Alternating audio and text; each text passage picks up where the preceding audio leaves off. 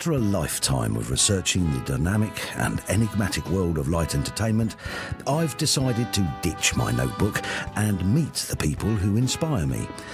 What makes them the people they are? How do they feel about the show business landscape in which they find themselves? And in a world where anyone can be a star, is there still a need for performers who have universal appeal?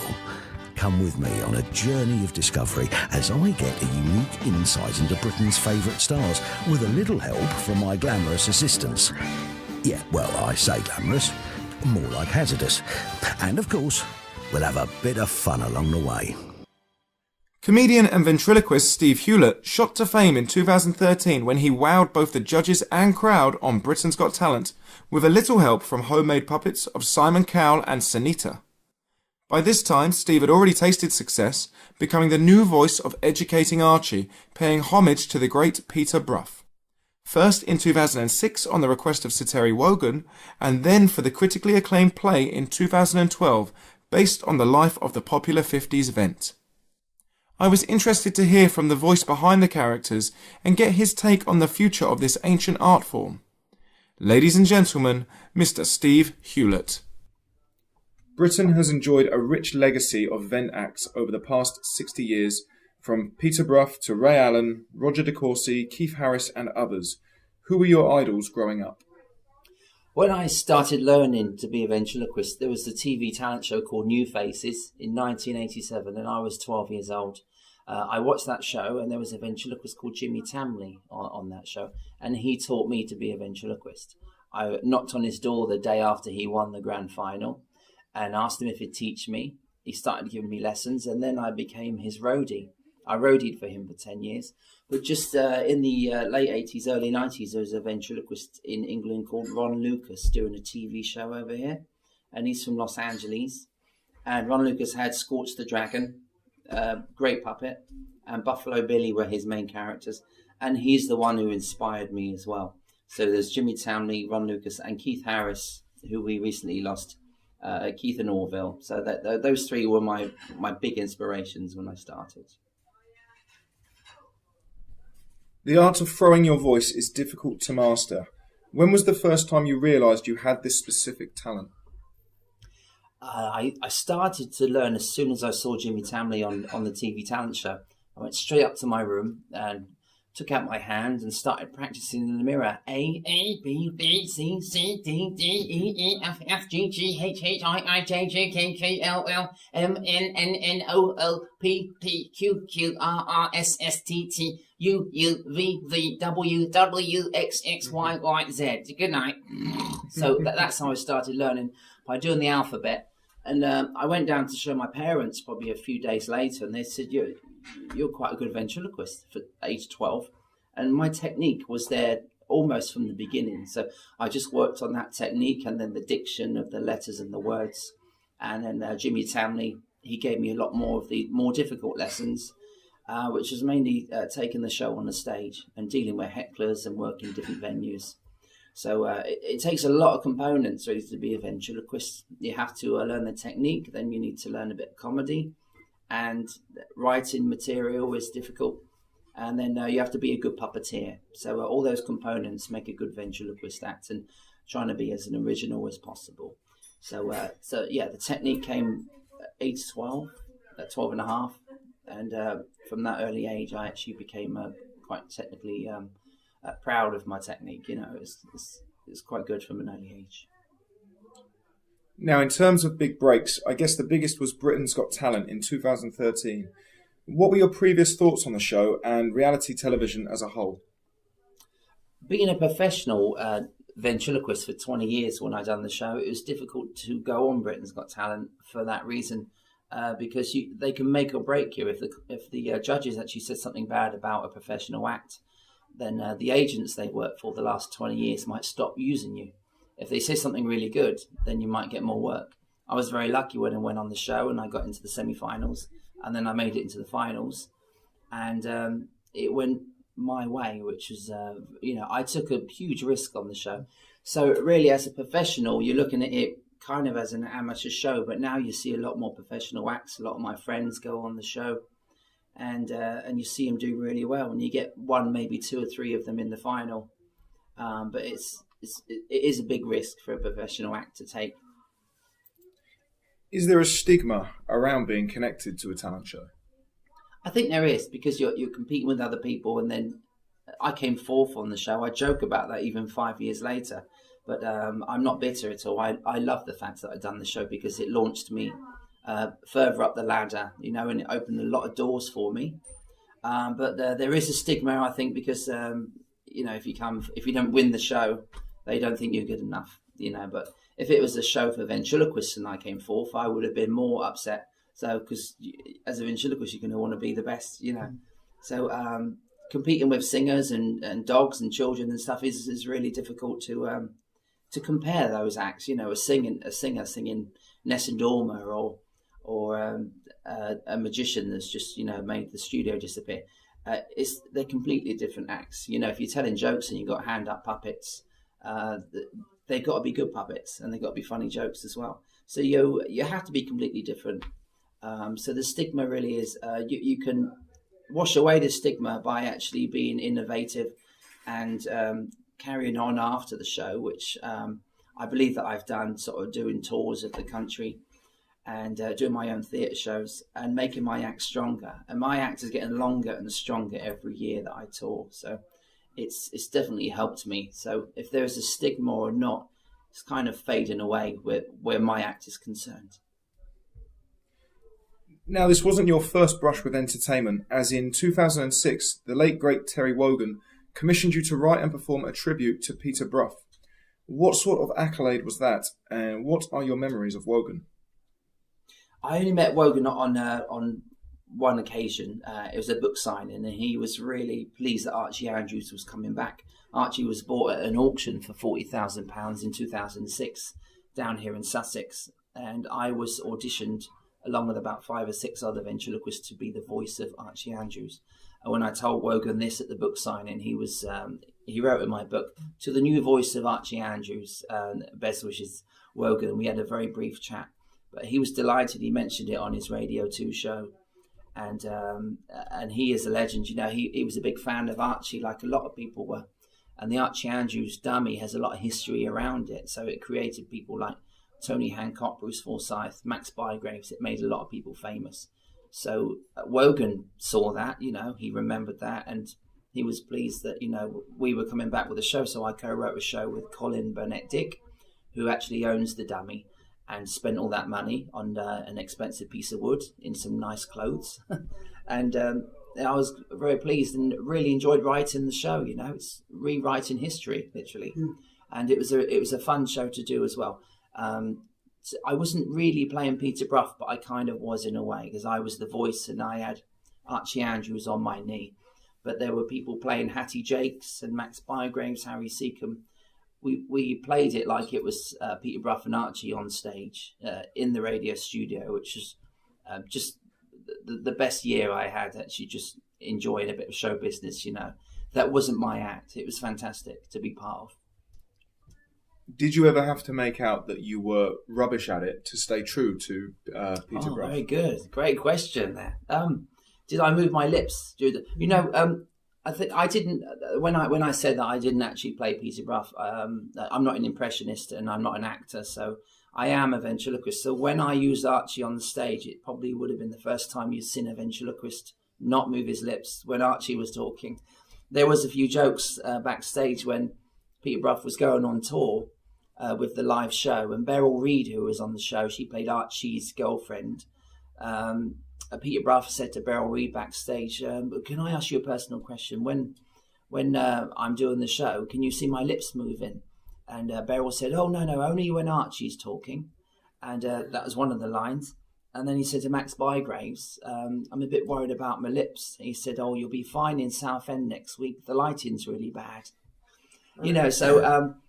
There was, it was very well known that Peter Brough, when he went to TV, his lips were seen to move quite a lot. And that's because he worked on radio for 10 years. And to get the correct diction for radio, he had to move his lips slightly so the people at home, the 17 million listeners, could actually hear every word that Archie pronounced. and it had to be correct for BBC Radio. And so in the studio, they could see his lips moving. Because he'd done that for 10 years, it was successful on that radio show. He lost the technique because he was doing the technique, moving his lips, and he just lost it. But in the early stages, Peter Brough was a great technical ventriloquist. It was just the success that he had on the radio ruined his technique as a ventriloquist, which is very sad. But I'll never forget that. I know he was a master at what he'd done. And that ended his career? It didn't end his career. He was working in textiles for many years. His father was in textiles, and so he kind of took over the business. So when the radio show finished, he toured a few shows.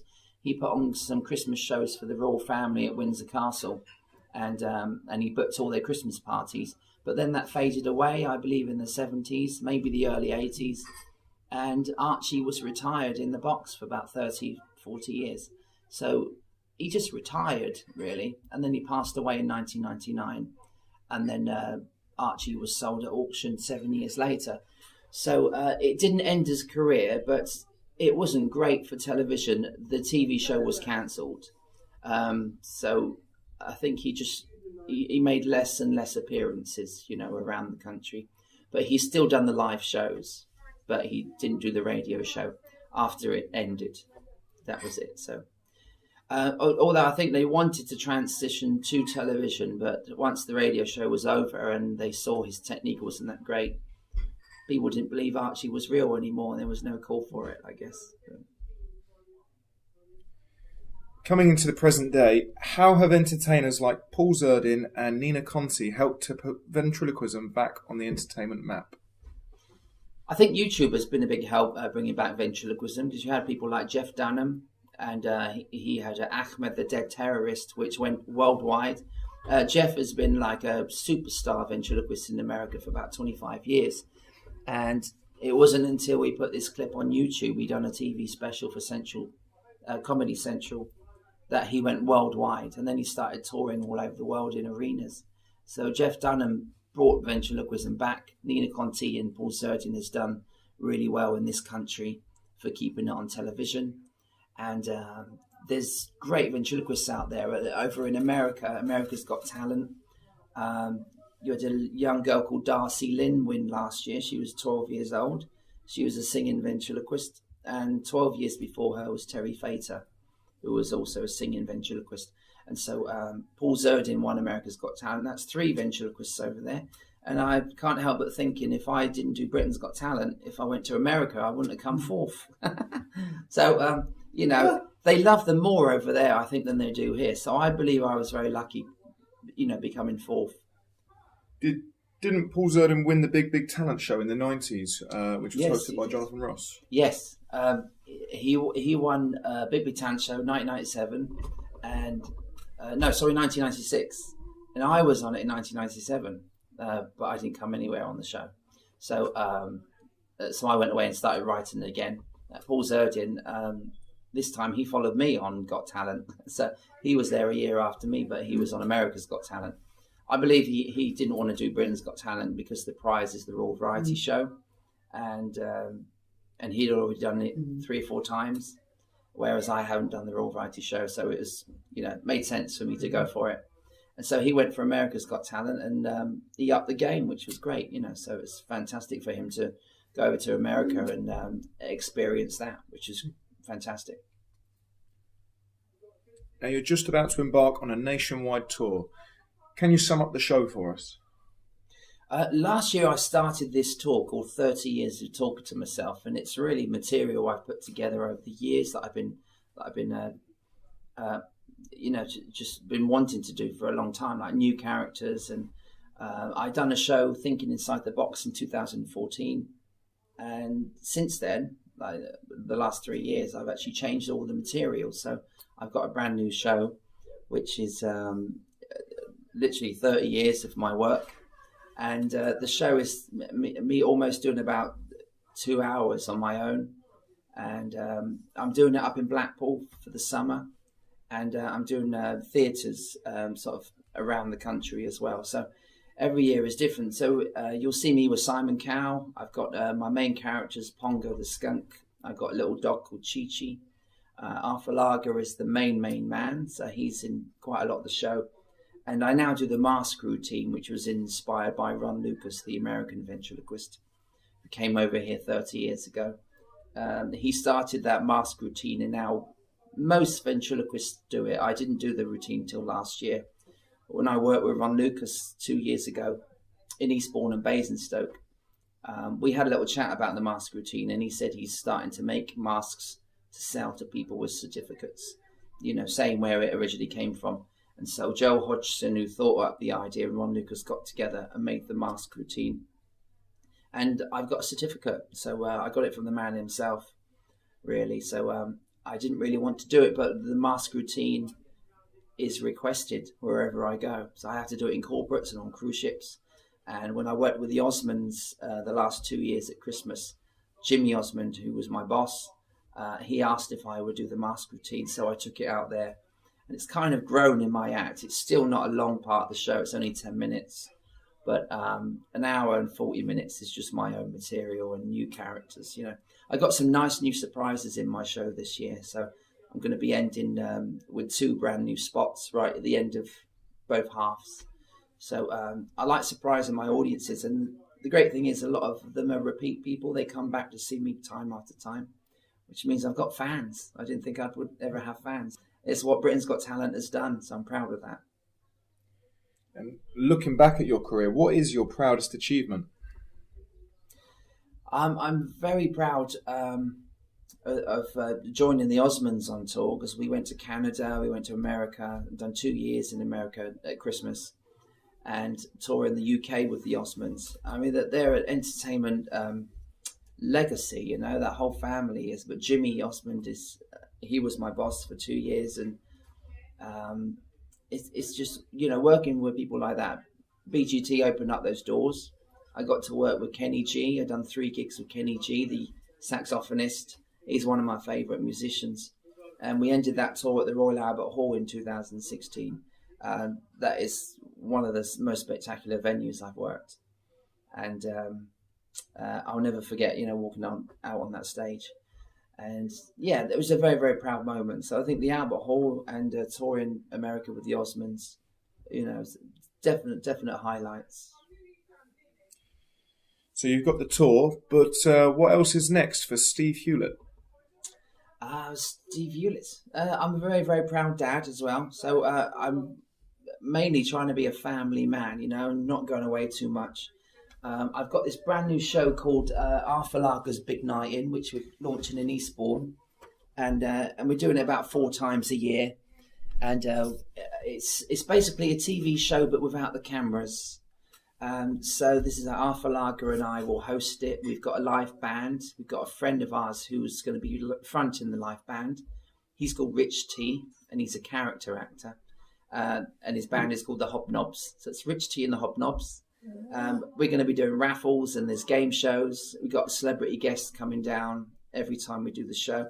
And I've always got a comedy act on with me, or a comedy variety act.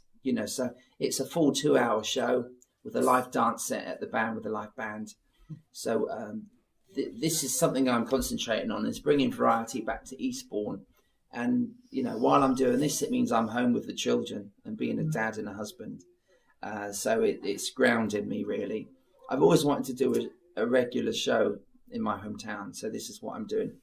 And it's very exciting. We open in 2 weeks, so can't wait for that. And also, doing my season up in Blackpool. Hopefully I'll get a couple of years out of that summer season in Blackpool. That's something I really wanted to do with my own show. So I'm back there at the Paradise Rooms. I remember seeing Little and Large there in 1995. So it's kind of a nice dream for me, good old variety acts. Yeah, so me really, I just keep writing. I'm writing a TV documentary and a book on ventriloquism. It's not on how to do it, it's on ventriloquists of the past that we've been talking about, and a lot more that people might or might not remember, So it's kind of fading away with this generation that we have now, and they're only going to remember Paul Zerdin, Nina Conti, myself, and Britain's Got Talent, and Jeff Dunham, all the ones on YouTube, So it's nice, really. If I get my documentary out there and my book, then they can learn a bit more about who was before me, you know. So I don't want them to forget about Keith Harris or Ray Allen and Lord Charles, Roger and Nookie, you know, because it's a really fun art that I think people should look back on, and just, you know, it can be a fun thing. It brings people's childhood memories back as well. You know, everyone's got memory of Orville the Duck or Archie Andrews, you know, if they're in their 70s. So every generation remembers a ventriloquist, you know. And I may come forth. They may have forgotten about me already, but I am on YouTube. You can Google me. So I love doing what I do. It's a great art, you know, but it's difficult to keep going. So you have to keep reinventing yourself. And that's what I hope that I do.